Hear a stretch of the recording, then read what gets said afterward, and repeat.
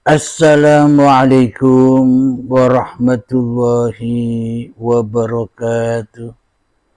Bismillahirrahmanirrahim. Ashhadu an la ilaha illallah wa ashhadu anna Muhammadur Rasulullah. Allahumma salli ala sayyidina Muhammad wa ala ali sayyidina Muhammad. Rabbi israh li sadri wa yassir li amri wahlul 'uqdatam min lisani yafqahu qawli. Amin. Bismillahirrahmanirrahim. Salam hormatku, salam ta'zimku buat para sahabat-sahabatku dimanapun Anda berada, baik yang ada di dalam ataupun yang ada di luar negeri. Semoga kita semua senantiasa selalu di dalam rahmatnya Allah. Amin ya rabbal alamin. Sebelum kita awali kajian di subuh yang indah ini, marilah kita kemahkan bersama-sama di dalam nyawa, di dalam jiwa, di dalam hati, di dalam ruh, dan di dalam kehidupan ini dengan kalimah thayyibah. Subhanallah walhamdulillah wa la ilaha illallah wallahu akbar wa la hawla wala quwwata illa billahil aliyyil azim. Sadaqallahul azim. Pada sesi kali ini kajian kami beri tajuk iman itu adalah manunggal yang mewujudkan dan yang diwujudkan. Sadaqallahul azim.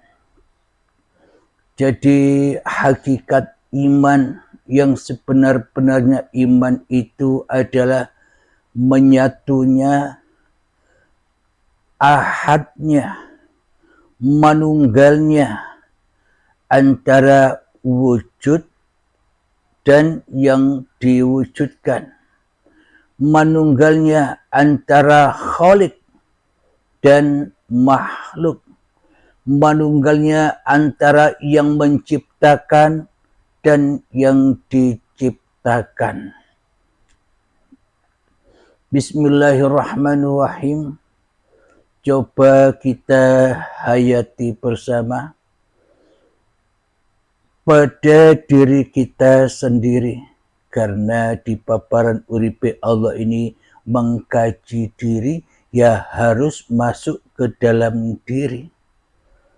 Coba kita hayati selama ini sejak detik-detik akil balik tiba hingga semasa setua ini, kita tidak menyadari bahwa apapun yang kita alami, apapun yang kita saksikan, apapun yang terwujud di luar diri kita itu adalah karena kewujudan kita sendiri.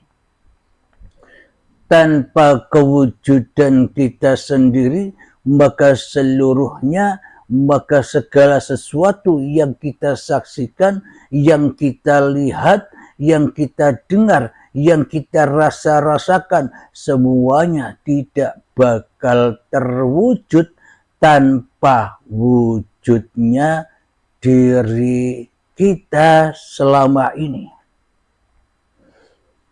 Selama ini kita berpikir dan selama ini kita menerka seolah-olah yang ada di luar diri kita, yang wujud di luar diri kita, yang nampak di luar diri kita seolah-olah itu pisah, seolah-olah itu terputus, dan seolah-olah yang di luar kita itu dan seolah-olah yang wujud di luar diri kita itu semuanya dengan wujud-wujudnya sendiri, dengan kejadian-kejadiannya sendiri, tanpa diri kita selama ini. Seolah-olah kan demikian, nafsi-nafsi, karena yang kita tahu, karena yang kita pahami selama ini hanyalah nafsi-nafsi diri manusia kita sendiri. Sehingga persangkaan kita yang ada di luar diri kita muncul jua nafsi-nafsinya masing-masing. Seolah-olah terpisah, seolah-olah terputus. Itulah yang disebut iman yang terputus. Selama ini kita tidak beriman kepada diri kita sendiri, apalagi beriman kepada Allah. Selama ini kita tidak percaya dengan kewujudan kita sendiri, bahwa kewujudan kita ini bisa mewujudkan apa saja yang ada di luar diri kita, apalagi kita sadar bahwa hanya Allah yang wujud dan yang mewujudkan diri kita dan alam semesta ini. Maka dari itu, untuk menguak tabir yang belum pernah diungkap selama ini, maka ungkaplah tabir yang ada di dalam diri kita sendiri dahulu. Iman yang ada di dalam diri kita dahulu, yakni untuk mewujudkan awaluddin ma'rifatullah, untuk menyatakan awaluddin ma'rifatullah, agar terlihat jelas semua itu, maka man arafa nafsahu, kita harus ma'rifat kepada diri kita sendiri dahulu, agar perjalanan kita bisa selamat menuju roji'un kepada Sang Maha Pencipta. Ya, kita masuk dahulu kepada pencipta-pencipta yang ada di dalam diri kita selama ini, yang ternyata selama ini kita berupai, menyamai, kita mensekutukan yang menciptakan kita di dalam hati kita. Jadi seolah-olah kita sebagai Tuhannya diri, tapi kita tidak menyadarinya selama ini. Diri kita merasa diri yang paling wujud daripada wujudnya Allah, kita tak menyadari bahwa sesungguhnya kita telah jadi Tuhan, kita telah jadi Allah tanpa kita menyadari. Bagaimana mungkin yang wujud dikatakan tak wujud? Bagaimana mungkin yang nyata dikatakan tak nyata? Yakni Allah selama ini, karena iman kita hanyalah iman kepada hawa nafsu kita sendiri. Maka dari itu, sebelum ajal menjemput, maka pelajarilah dengan benar tentang keimanan ini. Jadi untuk mengaplikasikan iman yang sebenar-benarnya, iman kepada Tuhan yang telah menciptakan kita, maka kita wajib masuk ke dalam diri kita, menemui iman kita yang selama ini terkubur itu. Terkubur dan diazab di dalam azabnya kubur dan azab jahanam. Kita disengsarakan, kita disiksa, kita ditemukan dengan huru-haranya dunia, kepentingan-kepentingan dunia, kepentingan-kepentingan pangkat dan jabatan, kepentingan-kepentingan apa yang kita sukai di dalam kehidupan dunia ini. Alhamdulillahirabbil alamin. Jadi bagaimana mungkin akan tumbuh iman yang sebenar-benarnya iman kepada diri kita saja kita belum tahu.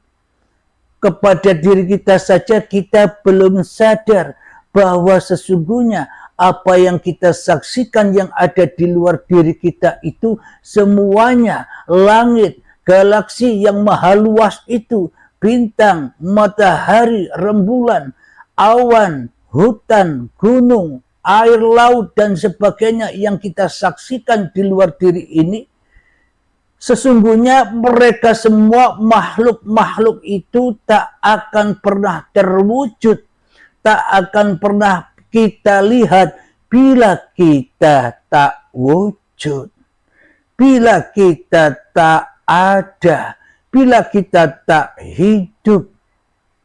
Coba angan-angan, coba hayati, coba tafakuri di dalam dada kita.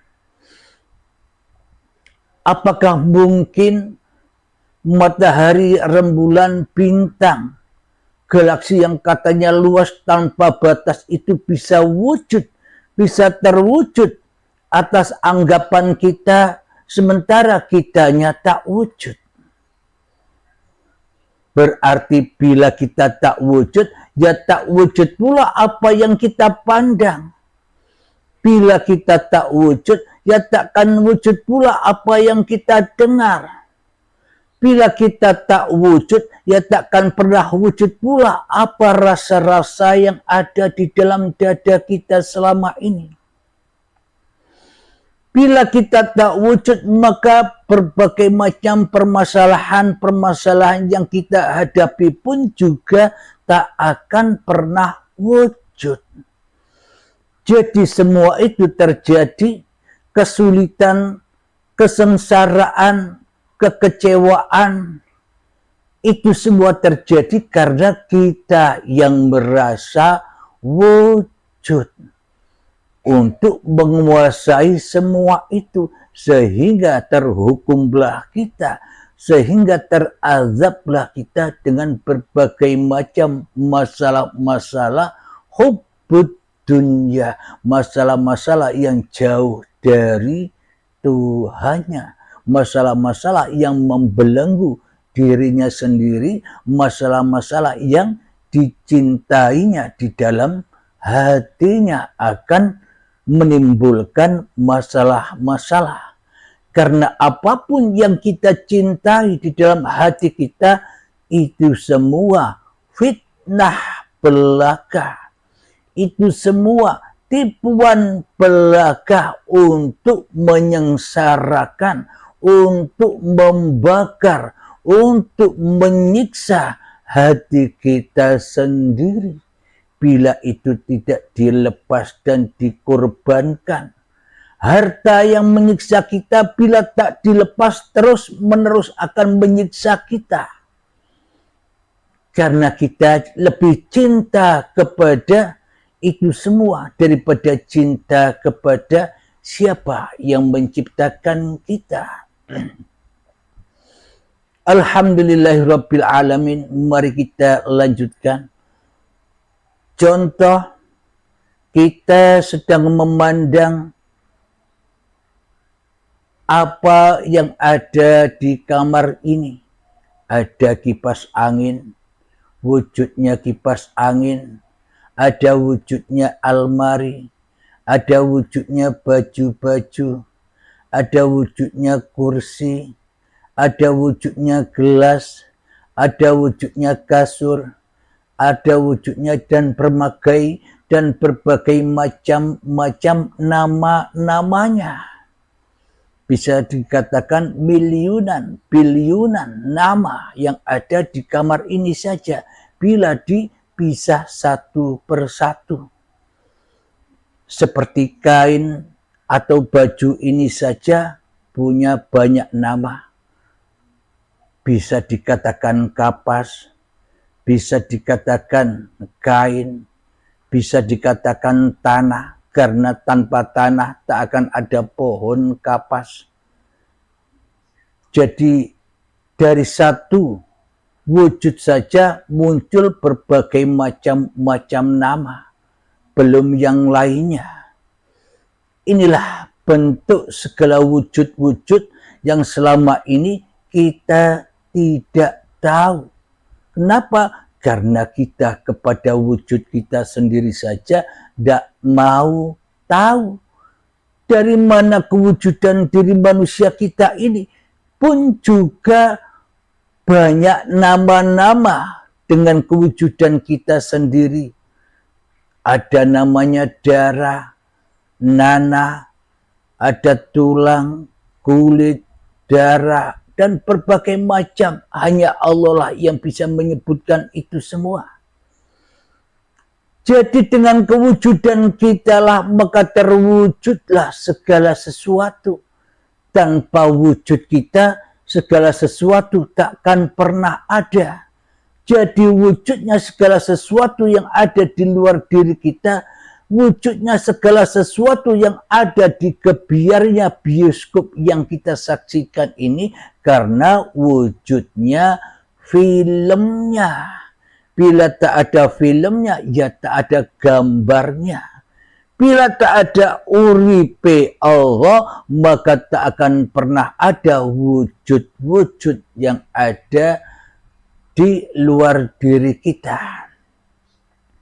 Jadi man arafa nafsahu itu maknanya apa? Maknanya kita memahami bahwa tanpa diriku, bahwa tanpa wujudnya diriku, maka semua takkan pernah terwujud. Gunung itu takkan terwujud tanpa diri kita, bagi kita. Langit itu takkan pernah terwujud bagi kita. Dan segalanya yang kita saksikan semuanya tak pernah terwujud tanpa kita wujud di hati kita. Jadi inilah yang dimaksud iman itu, manunggalnya antara yang diwujudkan dengan yang mewujudkan. Manunggalnya gunung dengan kita, manunggalnya mobil dengan kita, manunggalnya langit dengan kita, manunggalnya galaksi-galaksi yang maha luas itu dengan kita, manunggalnya lautan dengan kita, manunggalnya hutan-hutan dengan kita. Itulah yang dimaksud iman itu, manunggalnya, esanya antara yang mewujudkan dan yang diwujudkan. Lalu praktek dan caranya bagaimana? Praktek dan caranya untuk menyatukan, mengesakan, manunggalkan antara yang diwujudkan dengan yang mewujudkan begini. Ketika kita menyaksikan apapun di luar diri kita, contoh kita menyaksikan bunga-bunga yang indah. Di dalam hati kita selama ini prakteknya kita terjerumus di dalam bunga-bunga yang indah itu tanpa kita sadari bahwa bunga-bunga yang indah itu pun juga ciptaan kita. Makna ciptaan di sini bukan menciptakan seperti syariat itu. Maknanya tanpa adanya wujud diri kita, maka bunga-bunga yang indah itu pun takkan pernah terwujud. Jadi cara prakteknya kita lihat bunga-bunga yang wujud dan apapun yang kita lihat langsung pulang kembalikan ke dalam diri kita bahwa sesungguhnya apapun yang kita saksikan, apapun yang kita lihat, sesungguhnya mereka semua itu tak pernah wujud tanpa wujudku. Contoh, di depan kita ada kopi dan ada rokok. Contoh, kopi dan rokok itu takkan pernah wujud berada di depan kita bila kita tak wujud.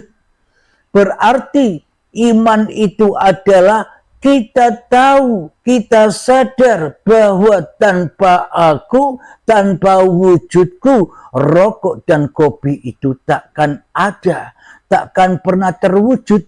Itulah yang dimaksud iman itu. Manunggalnya antara yang mewujudkan dan yang diwujudkan. Maknanya, prakteknya ketika kita menyaksikan segala sesuatu, ibaratkan seperti mata menyaksikan rokok dan kopinya, terwujudlah rokok dan kopi itu, lantas tidak tersesat, lantas tidak jatuh pandangan kita kepada rokok dan kopinya. Akan tetapi kita lantas pulang lagi, rojiun lagi kepada diri kita, pulang lagi seperti perjalanan anak panah. Jadi ketika pulang, kita sudah meninggalkan rokok dan kopi itu. Maknanya rokok dan kopi itu bila tak ada aku yang wujud, maka ia takkan pernah wujud. Jadi bila pulang kembali, rojiun kembali kepada diri kita, kita akan sadar bahwa hanya akulah yang wujud.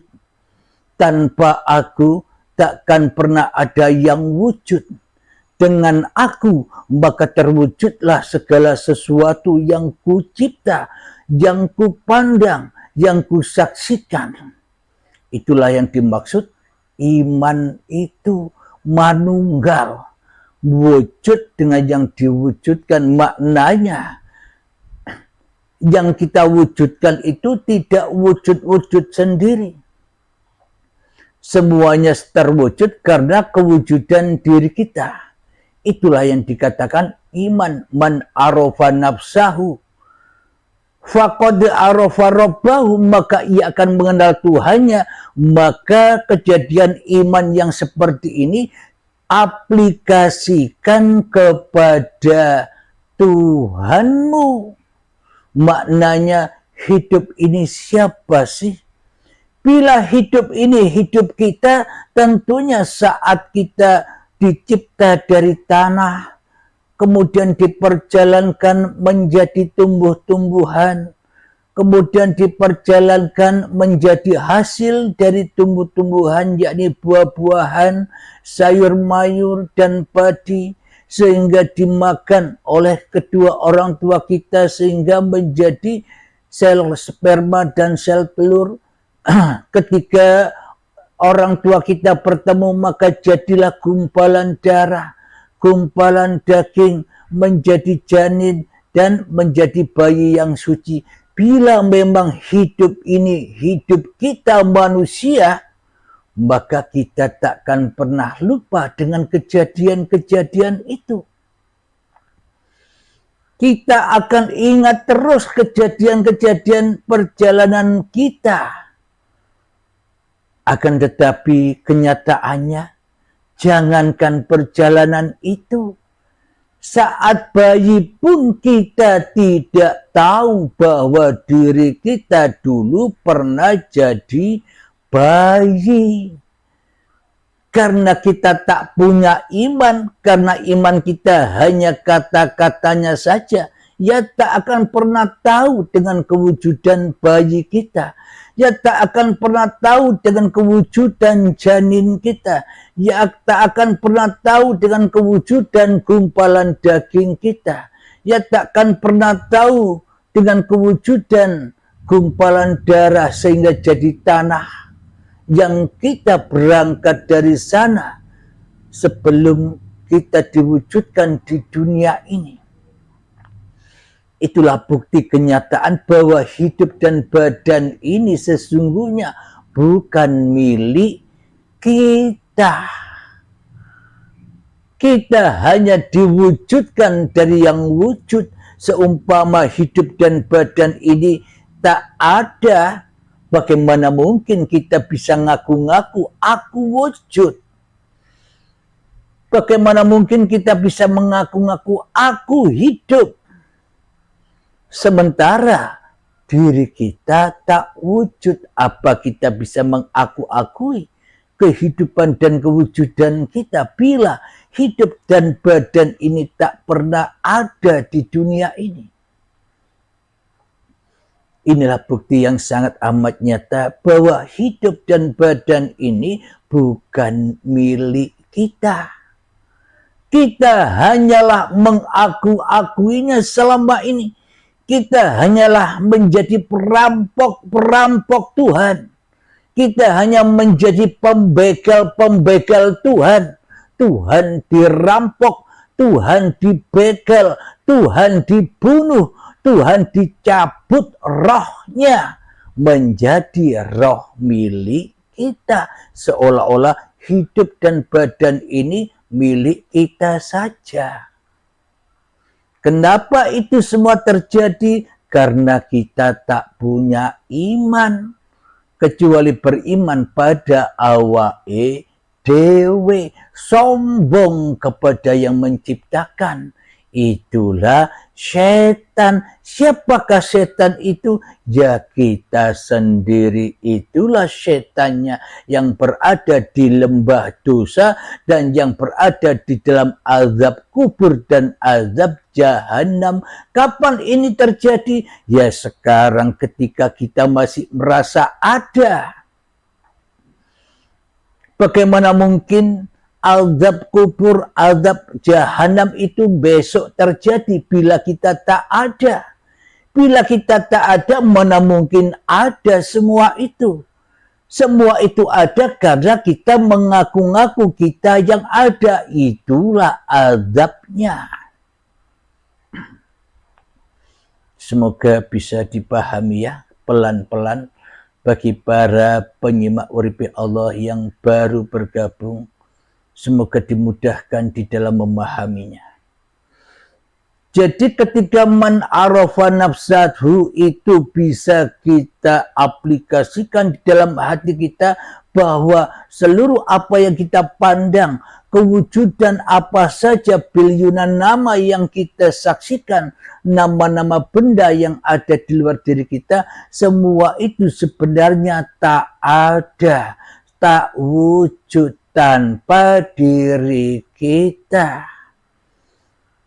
Jadi faqad arafa rabbahu, maka akan berjumpa Tuhannya, maka pulangkanlah kembali apa-apa yang bukan milik kita.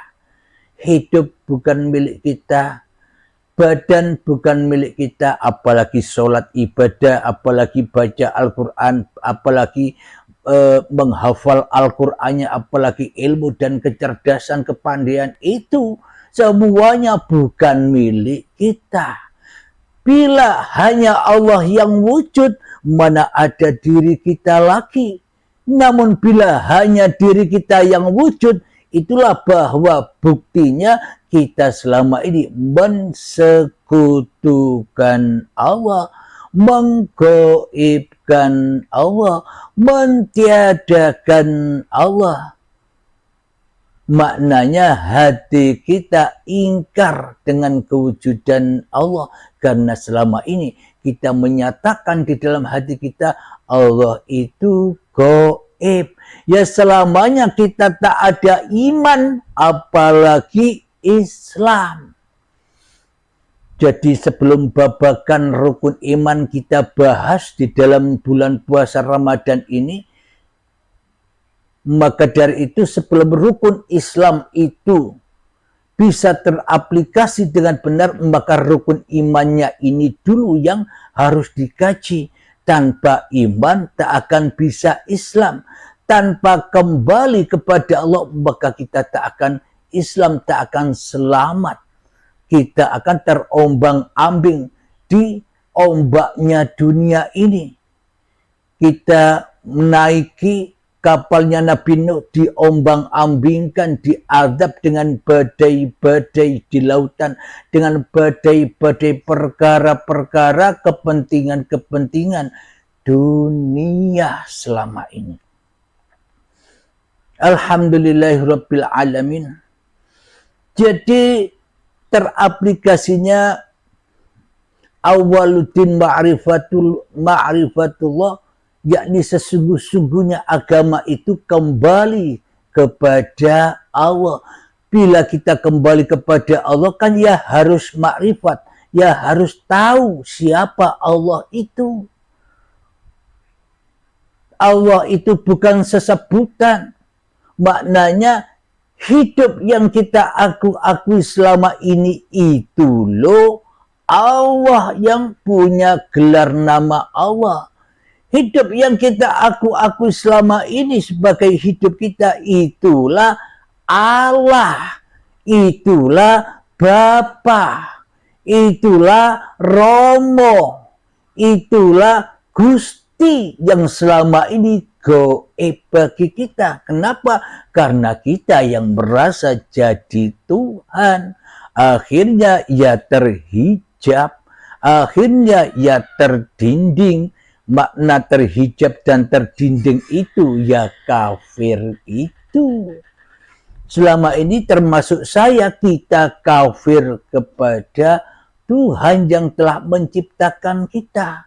Karena kita sibuk dengan agama-agamanya setan. Kita sibuk dengan agama-agama yang kita anggap paling benar dan paling mulia. Sehingga kita mudah diadu domba, ditarungkan oleh iblis dan setan antara satu agama dengan agama yang lain. Antara satu golongan dengan golongan yang lain. Antara satu aliran dengan aliran yang lain. Karena kita selama ini tidak masuk agamanya Allah, tapi masuk agamanya iblis dan setan, yakni menimbulkan individu-individu yang merasa benar. Sehingga gampang diadu, kata setan. Kenapa kau ikut aku? Kalau kau ikut aku, ya tak adu engkau dengan orang lain. Saling mengejek, saling menjatuhkan, dan sebagainya. Alhamdulillahirrabbilalamin. Jadi ketika manunggalnya antara wujud dan yang diwujudkan, ketika manunggalnya antara apa yang kita saksikan, bahwa seluruh apa yang kita saksikan itu tak ada wujudnya tanpa wujud kita, maka kita mudah mengembalikan apa-apa yang kita saksikan, mudah mengembalikan gunung, mudah mengembalikan langit, mudah mengembalikan matahari, mudah mengembalikan bintang, mudah mengembalikan mobil, rumah, jalan, hutan, sawah, gunung, mudah mengembalikan semua masalah-masalah yang kita hadapi kepada yang wujud. Sehingga semuanya apa yang kita saksikan itu sudah tak ada wujudnya lagi. Bila kita sudah bertemu dengan wujud kita sendiri. Inilah yang dimaksud man arafa nafsahu. Bila kita paham, sadar keberadaan, kewujudan diri kita, maka faqad arafa rabbahu, maka kita akan mengenal Tuhannya ketika kita sudah tak mengenal lagi diri kita. Jadi sebenarnya yang mengenal Tuhan adalah ya Tuhan itu sendiri. Jadi yang mengenal segala sesuatu yang kita wujudkan ya kita sendiri. Kenapa? Karena tanpa kita, tanpa kewujudan kita, semuanya takkan ada. Masalah takkan ada, kesulitan takkan ada, penderitaan takkan ada, kekhawatiran takkan ada. Innal awliya la khaufun alaihim walahum yahzanun. Para kekasih Allah itu tiada rasa takut dan tiada rasa sedih di dalam hatinya. Kenapa? Karena ia sudah berbahagia, sudah menemukan kedamaian dengan Tuhannya di hatinya. Perasaan ini sama dengan sahabat-sahabat yang sudah berbaiat. Hatinya sudah tak jaga-jaga Allah lagi. Hatinya sudah tak jaga-jaga imannya lagi. Kenapa? Orang beriman itu adalah orang-orang yang sudah tak beriman lagi. Apa maknanya? Bagaimana mungkin kita dikatakan punya iman sedangkan kita sudah tidak ada? Kita sudah kembali kepada wujud yang mewujudkan kita. Berarti sudah tak ada iman lagi karena yang ada hanya Allah. Itulah yang dimaksud iman itu adalah orang yang sudah tak punya iman lagi. Bagi sahabat-sahabat yang masih belajar bingung menghadapi pernyataan demi pernyataan yang mengecohkan hati ini. Jadi bagi orang-orang yang masih merasa punya iman, itulah hakikatnya mereka masih belum ada iman. Kenapa? Imannya yang diakui yang punya iman selama ini imannya kepada hawa nafsunya, imannya kepada iblis dan setannya, bukan iman kepada Allah yang menciptakannya. Kenapa? Karena diri kita masih merasa diri yang paling wujud daripada wujud Tuhannya. Jadi untuk melandasi kita ke depan ini mengkaji rukun iman dan rukun Islam agar di dalam bulan Ramadan ini kita bisa masuk agama Allah, kita bisa masuk Islam yang sebenar-benarnya Islam, yang sebenar-benarnya selamat di sisi Allah. Inna dina indallahil Islam. Jadi sesungguhnya Islam versinya Allah itu bagaimana? Ya Islam yang dibahas di uripe Allah ini.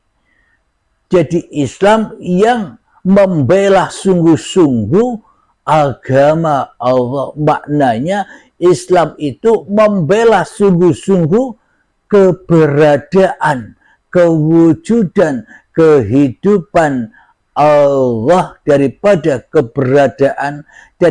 membela keberadaan, kewujudan dan kehidupan Abdul Halimnya. Saya tak pernah membela kewujudan, keberadaan, kehidupan Abdul Halimnya karena sesungguhnya Abdul Halim ini kan tak wujud. Yang wujud ya yang mewujudkan, yang wujud ya Allah, Romo, Gusti, Bapa, itulah yang wujud, yang mewujudkan diri manusiaku Abdul Halim ini. Tanpa Allah, tanpa Gusti, ya tak ada Abdul Halimnya. Bila aku membela agama Abdul Halimnya, maka yang wujud Abdul Halimnya. Allahnya gaib, Allahnya tak wujud. Maka di sini saya bela mati-matian agama Allah dengan cara habiskan, dengan cara hilangkan, dengan cara kembalikan wujud Abdul Halim ini karena wujudullah. Tanpa wujudnya Allah, maka Abdul Halim tak akan terwujud. Bila hanya Allah yang wujud, maka musnahlah Abdul Halimnya di dalam uripe Allah. Sama dengan penjelasan tadi, bila gunungnya, bila lautannya, bila hutannya itu masih wujud, maka yang wujud ya hanya gunung, hanya hutan, hanya lautan itu putus, lepas dari kewujudan kita. Akan tetapi bila hablu minallah ini terjalin, maka gunung, lautan, hutan itu tak akan pernah wujud lagi tanpa diri kita. Karena kita yang mewujudkannya. Bukan mewujudkan, bukan menciptakan secara syariat loh ya.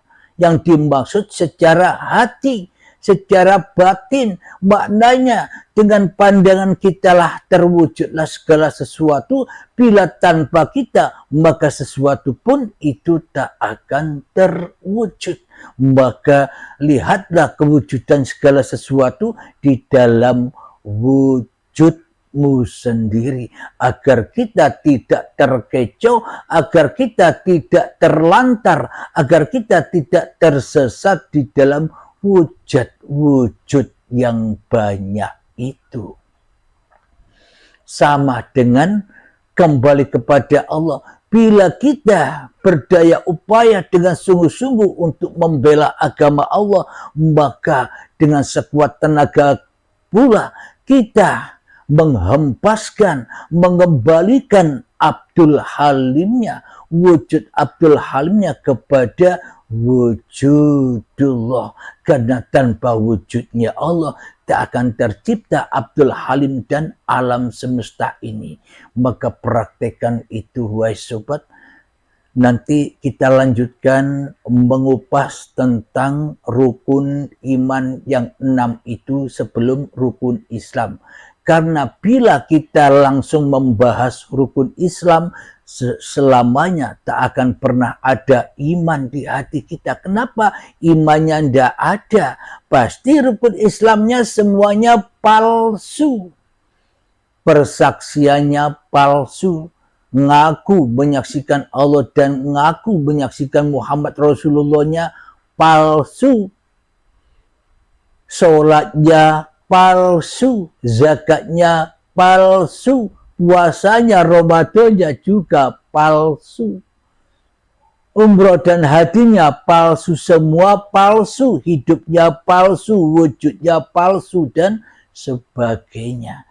Akan tetapi sebelum kita mu'alaf masuk agama Allah, menjadi mu'alafnya Allah, maka kita wajib tahu dulu, maka kita harus makrifat dulu maknanya lewat rukun iman. Kita kaji nanti satu persatu apa rukun iman kepada Allah, bagaimana aplikasi dan perjalanannya untuk mengaplikasikan rukun iman kepada Allah, rukun iman kepada para malaikat, rukun iman kepada kitab-kitab, rukun iman kepada para rasul-rasul, rukun iman kepada hari kiamat atau hari akhir, rukun iman kepada qada dan qadar. Kita kaji satu persatu dengan gamblang dan nyata agar kita tidak halu, agar kita tidak linglung, agar kita tidak bayang-bayang kewai, agar nyata itu semua. Untuk menyatakan itu semua, kita harus rela mati dulu. Mutu qoblal maut. Bila kita rela mati demi Allah, itulah yang dimaksud membela agama Allah. Bila kita tidak membela agama Allah, ya kita akhirnya angen-angen wae di dalam memahami paparan demi paparan di uripe Allah. Yang paham ya hanya manusianya yang merasa paham, padahal sejatinya tidak paham. Tanpa baiat maka kita tak akan pernah paham, karena ujung tombak, ujung pamungkas pelajaran yang ada di paparan uripe Allah ini adalah di baiatnya. Tanpa baiat semuanya hanya angan-angan. Tanpa baiat maka iblis dan setan yang membaiat kita yang akan tambah dan yang menambah kita tambah jauh dan tersesat dari Allah. Jadi di sini baiat tak ada paksaan, hanya Allah yang menjalankan, hanya Allah yang memilih hamba-hamba yang didekatkannya. Alhamdulillahirabbil alamin. Pertemuan yang akan datang kita akan mengkaji rukun Islam, rukun iman. Rukun iman dulu, karena untuk masuk Islam itu harus ada iman. Tidak ujak-ujuk moro-moro masuk Islam bersahadat ala manusia versi iblis. Selamanya kita tak akan pernah Islam di sisi Allah. Islamnya selamatnya di sisi hawa nafsunya sendiri yang sok benar, yang sok pintar, yang sok cerdas, akhirnya membelenggu dirinya sendiri. Alhamdulillahirabbil alamin. Sebelum kita akhiri, marilah kita gemahkan salawat dari mintaful bala Allahumma salli ala sayyidina Muhammad wa asghili zalimin bizalimin wa akhrijna min bainihim salimin وعلى آله وصحبه أجمعين الحمد لله رب العالمين اللهم يا قاضي الحاجات اللهم يا مجيب الدعوات اللهم يا رافع الدرجات اللهم يا محل المشكلات اللهم يا شافي الأمراض اللهم يا كافي المهمات اللهم يا دافع البليات اللهم اختم لنا بالإيمان اللهم اختم لنا بالإسلام بجاه سيد المرسلين ربنا آتنا في الدنيا حسنة وفي الآخرة حسنة وقنا عذاب النار وصلى الله على سيدنا محمد وعلى آله وصحبه وسلم والحمد لله رب العالمين آخر كلام Assalamualaikum warahmatullahi wabarakatuh.